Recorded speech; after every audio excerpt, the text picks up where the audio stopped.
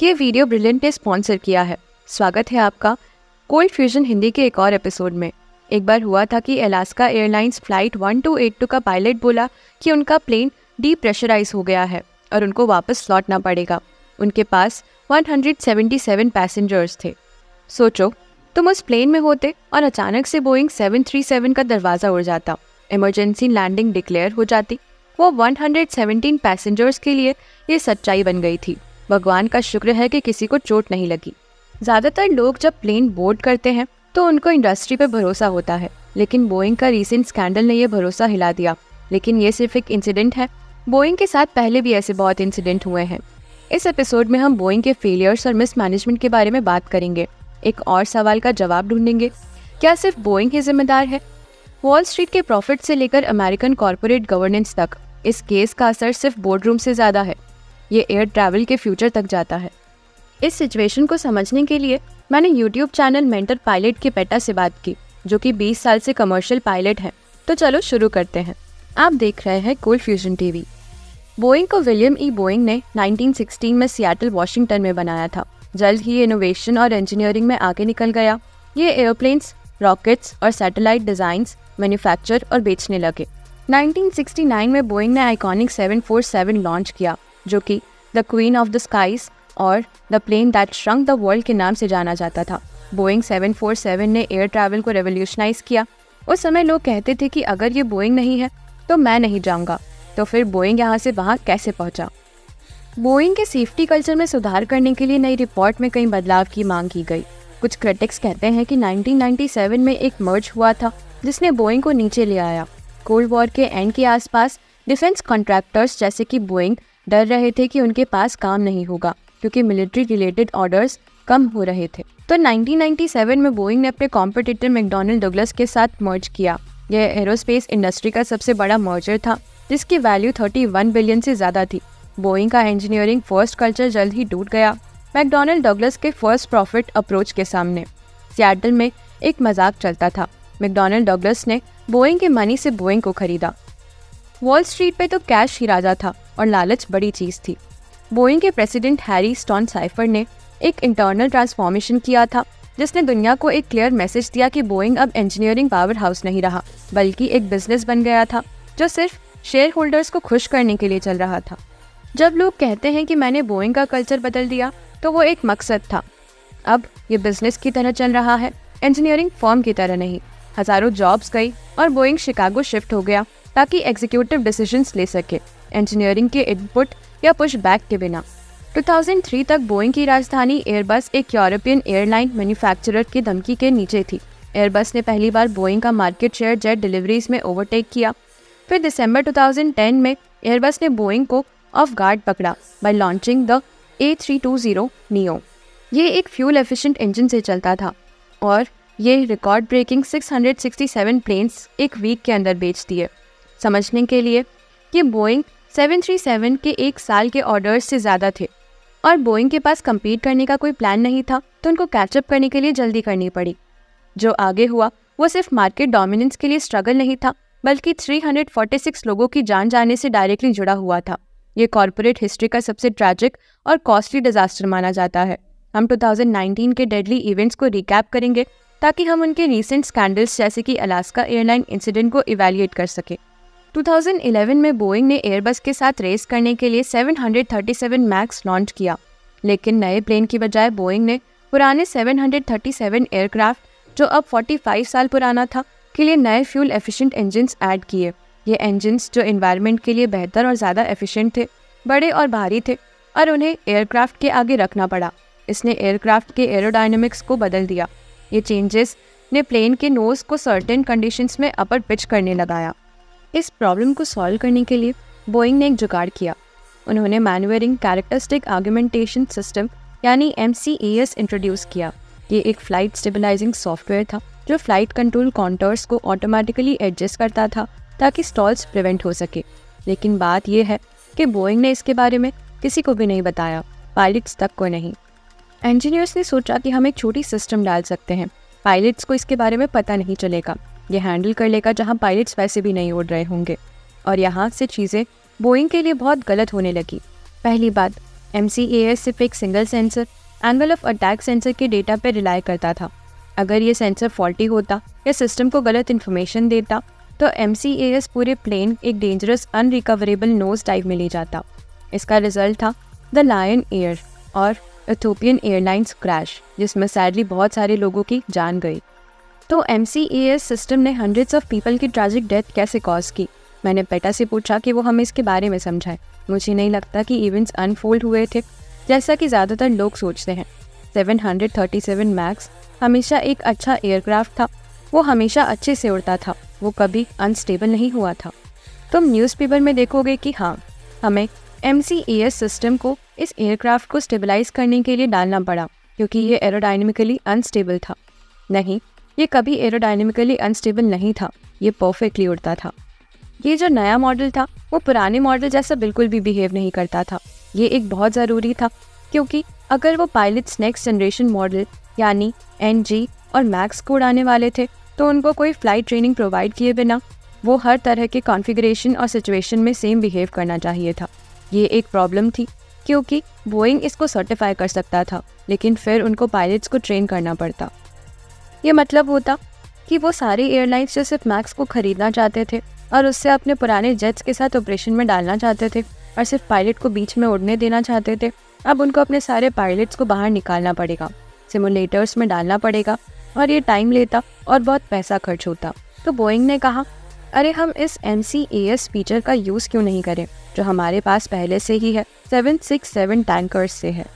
ये MCAS system बहुत specific situation में जैसे कि high angle of attack situation forward trim करता था, कुछ बार वर्टिकल स्टेबलाइजर को पीछे फॉरवर्ड मूव कराता था सिर्फ कुछ टर्न्स के लिए ताकि तुम्हें वो फीलिंग मिले। बस यही MCAS का काम था। लेकिन सिस्टम में कुछ घुस गया जहाँ MCAS सिस्टम से ज़्यादा फॉरवर्ड ट्रिम हो रहा था जो सोचा गया था। और सिर्फ यही नहीं, हर बार जब पायलट रीसेट करते थे बाय ट्रिमिंग देमसेल्व्स, सिस्टम फिर से ट्रिम करता था। ये रीसेट होता और रिट्रीम करता था, रीसेट होता और रिट्रीम करता था। ये कभी लीड स्पेसिफिकेशंस में नहीं था। क्वालिटी डिपार्टमेंट में किसी ने भी नोटिस नहीं किया था कि ये क्या हो रहा था। ये सिर्फ टेस्ट पायलट का फीडबैक था कि सिस्टम सिर्फ एक छोटी सी सब सिस्टम होनी चाहिए थी, यूजेबल स्पेक्ट्रम के फार फ्रिंज पे। इसको कोई रिडंडेंसी की ज़रूरत नहीं थी, ये कोई डेंजरस सिस्टम नहीं होना चाहिए था। तो इसीलिए ये सर्टिफिकेशन के लिए अलग कैटेगरी के रूल्स के नीचे आता था। लेकिन फिर ये डेंजरस बन गया और जब ये लाइन पर हिट किया तो इसको एक्टिवेट करने के लिए कम से कम 3 सेंसर्स की ज़रूरत थी। तो कॉस्ट कट करना और रेगुलेटरी कंप्लाइंस से बचाने के लिए बोइंग ने एयरलाइन को धोखा दिया कि पायलट्स को 737 मैक्स के लिए एडिशनल ट्रेनिंग की ज़रूरत नहीं है। और जो बुरा था वो ये था कि बोइंग ने जानबूझकर MCAS के जिक्र ऑपरेशन मैनुअल से हटा दिया जिसमें पायलट्स रिले करते थे।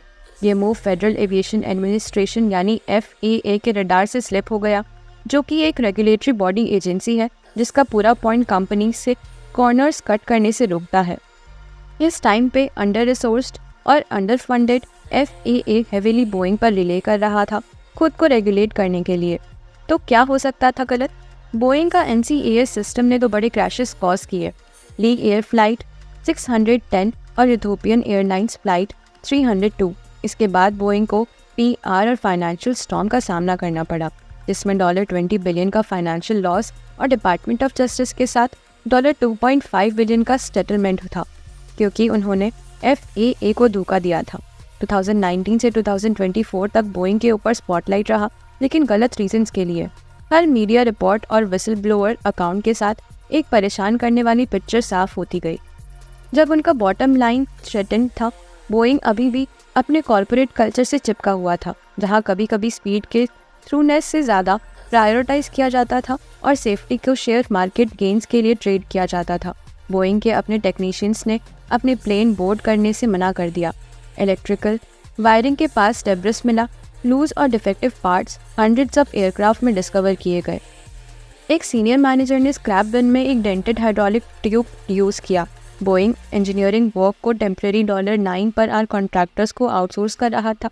बोइंग सिस्टमैटिक क्वालिटी इशू से अक्रॉस द एंटायर फ्लीट जूझ रहा था। 2011 में फिनिक्स से सैक्रामेंटो जा रहे बोइंग 37 जेट के पैसेंजर्स एक डरावनी इंसिडेंट से हिले हुए थे। जब तुम प्लेन में हो 36,000 फीट पे, तुम्हें स्काई नहीं देखना चाहिए प्लेन के रूफ से। एक 5 फीट का होल सडनली उसका रूफ मिड फ्लाइट में फाड़ दिया। इंसिडेंट को एक्सट्रीमली पुअर मैन्युफैक्चरिंग टेक्निक पे ब्लेम किया गया। 2015 में एक FAA ऑडिटर इन जापान ने पाया कि बोइंग सब कॉन्ट्रैक्टर ने कार्गो डोर सर्टिफिकेशन को फॉल्सिफाई सर्टिफाई किया था हंड्रेड्स ऑफ ट्राई 7 एयरक्राफ्ट के लिए सालों तक। 2021 में एक डैमेज फैन बोइंग 7 इंजन से टूट गया डेनवर से टेक ऑफ के थोड़ी देर बाद। जैसे ही मैंने डोर खोला मैं सोचा ओह FR इंजन है एक प्लेन का। और फिर ऑफ कोर्स जनवरी 5, 2024 को सिर्फ 20 मिनट्स के अंदर अलास्का एयरलाइंस फ्लाइट 1282 में 16,000 फीट ग्राउंड के ऊपर एक और डिजास्टर हुआ। एक प्लेन जो एक रिमूव इमरजेंसी एग्जिट रिप्लेस करने के लिए डोर प्लग के रूप में काम कर रहा था, उसके हिंजेस से उड़ गया, प्लेन में एक बड़ा होल छोड़ गया। ये कैसे हुआ सुनो। फ्यूजलेग बोइंग के पास आया था एक फैसिलिटी से विच खंसास से ट्रेन पे। ये एक प्रॉब्लम थी रिवेट्स के साथ जो इस डोर प्लग के पास लोकेटेड थी। इस प्रॉब्लम को फिक्स करने के लिए उन्होंने डोर प्लग को बाहर निकाला। जब वो प्रॉब्लम फिक्स हो गई उन्होंने डोर प्लग को वापस डाला, लेकिन उन्होंने बोल्ट्स वापस लगाना भूल गए। इमरजेंसी एग्जिट को प्लग करना एयरलाइंस द्वारा एक कॉमन प्रैक्टिस है। हर इमरजेंसी एग्जिट को मेंटेन और इंस्पेक्ट करने की कॉस्ट होती है। तो अगर एयरलाइंस कम लोगों को सीट देना चाहते हैं और ज़्यादा लेग रूम ऑफर करना चाहते हैं तो federal laws additional emergency exit को सील ऑफ करने की ग्रीन लाइट देते हैं। लेकिन अलास्का एयरलाइन फ्लाइट 1282 के केस में नेशनल ट्रांसपोर्टेशन सेफ्टी बोर्ड यानी NTSB की इन्वेस्टिगेशन ने रिवील किया कि 4 क्रूशियल बोल्ट्स जो डोर प्लग को बोइंग 737 मैक्स 9 से सिक्योर करने के लिए मेंट थे वो मिसिंग थे। अगर प्लेन कुछ ज़्यादा हाई होता तो प्रेशर चेंज पैसेंजर्स को एयरक्राफ्ट से बाहर सक कर सकता था अगर वो स्ट्रैप डाउन नहीं होते, और ये एग्जैक्ट सिनेरियो पहले भी हुआ है। एयरलाइंस अब कहती हैं कि डिजास्टर ने फ्लाइट 811 को हवाई से ओकलैंड तक ले जाते हुए एज मेनी एज 16 लोग मिसिंग हो गए हैं। 1989 में यूनाइटेड एयरलाइंस फ्लाइट 811 एक बुरा सपना बन गया जब 22,000 फीट पे एक दरवाज़ा खुल गया। एक्सप्लोजिव डीकम्प्रेशन ने 9 पैसेंजर्स को एयरक्राफ्ट से बाहर खींच लिया। सिर्फ एक साल पहले अलोहा एयरलाइंस फ्लाइट 243 ने सिमिलर फेट सफ़र किया जब नॉर्मल ऑल्टीट्यूड 24,000 फीट पर फ्यूज़लैग का एक हिस्सा मिड एयर में फट गया due to wear and tear. एक फ्लाइट अटेंडेंट बाहर फिक गया और 65 पैसेंजर्स इंजर्ड हो गए। अब 2024 की बात करते हैं। अलास्का एयरलाइंस के फियास्को के एक वीक बाद बोइंग का स्टॉक नियरली 10% गिर गया, जबकि बैंक ऑफ अमेरिका अपनी रिकमेंडेशन पर कायम रहा कि बोइंग शेयर्स खरीदें। उन्होंने ये स्टेटमेंट दिया, हम नहीं एक्सपेक्ट करते कि ये करंट इश्यूज़ हमारे 2024 फाइनेंशियल फोरकास्ट पर कोई मटीरियल इम्पैक्ट डालेगा। हम देखते हैं कि लेटेस्ट इंसिडेंट ने 737 मैक्स फ्रेंचाइजी के आसपास बिल्ड की गई फ्रेजाइल कॉन्फिडेंस को इरोड किया है। हमारे व्यू में बोइंग को केयरफुली और कॉशियसली इस पोटेंशियल रेपुटेशन माइनफील्ड से ट्रेड करना चाहिए। तो बोइंग की कहानी से हम और क्या सीख सकते हैं?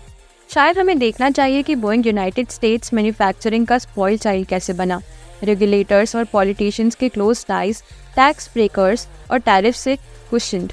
बोइंग ने अपनी डीप पॉकेट का यूज़ करके सेफ्टी स्टैंडर्ड को डायल बैक करने, डिसीजन मेकर्स को लॉबी करने और अमेरिकन मार्केट को कॉर्नर करने का इतिहास है।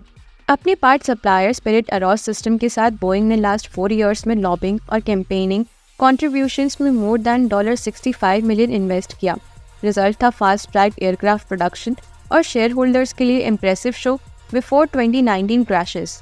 बोइंग ने एक बिल क्राफ्ट करने में रोल प्ले किया था जो गवर्नमेंट की एबिलिटी को कम कर दिया था न्यू एयरप्लेन्स डिज़ाइंस अप्रूव करने की। फिर सीनेटर जेरी मोरैन, जो स्पिरिट एरोसिस्टम लॉबिंग डॉलर्स का टॉप रेसिपिएंट था, ने FAA को पुश किया कि वो सब कुछ करे necessary to get 737 max back in the skies. Senator Maria Cantwell, जिसने nearly $2 lakh Boeing donation receive किए, ने बोइंग की हेल्प की bypass a critical deadline for their 737 max alerting system.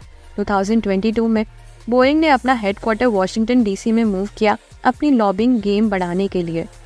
Boeing microscope के नीचे होने के साथ एक बड़ा सवाल लूमिंग है, क्या वो टॉप ऑफ एक्सीलेंस पे वापस आ सकते हैं और ट्रस्ट रीगेन कर सकते हैं, सिर्फ पब्लिक और एयरलाइन से नहीं बल्कि खुद से भी। After all Boeing CEO Dave Calhoun ने 737 कस्टमर्स को अर्ज किया है कि वो अपने ओन एडिशनल रिव्यू कंडक्ट करें। उन्होंने FAA इंटेंसिफाइड इन्वेस्टिगेशन, ऑडिट और ओवरसाइट मेजर्स के लिए फुल सपोर्ट एक्सप्रेस की है। ये added scrutiny from our self, from our regulator और फ्रॉम द कस्टमर हमें बेहतर बनाएगा। It's that simple.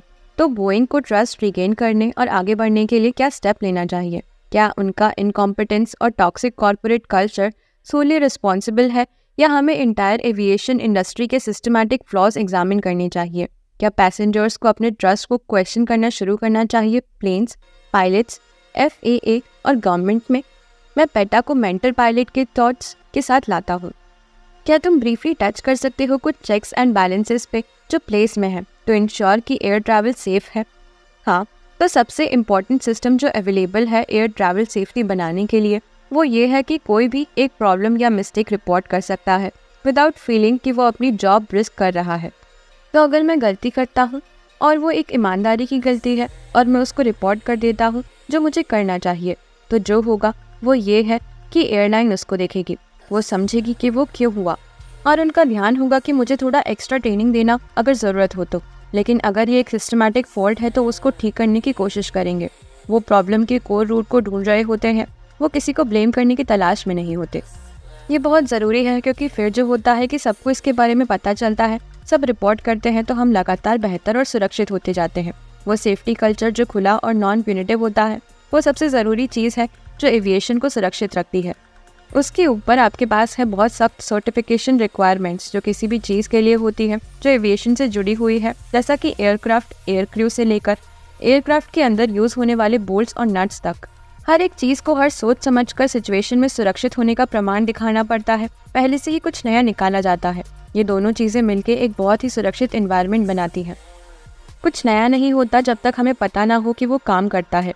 बेसिकली मुझे लगता है पीटर सही है। डर को कम करने में अपनी चिंताओं को आवाज़ देना इतना ज़रूरी प्रोसेस है किसी प्रेसिशन क्रिटिकल इंडस्ट्री के लिए, जैसा कि एविएशन इंडस्ट्री।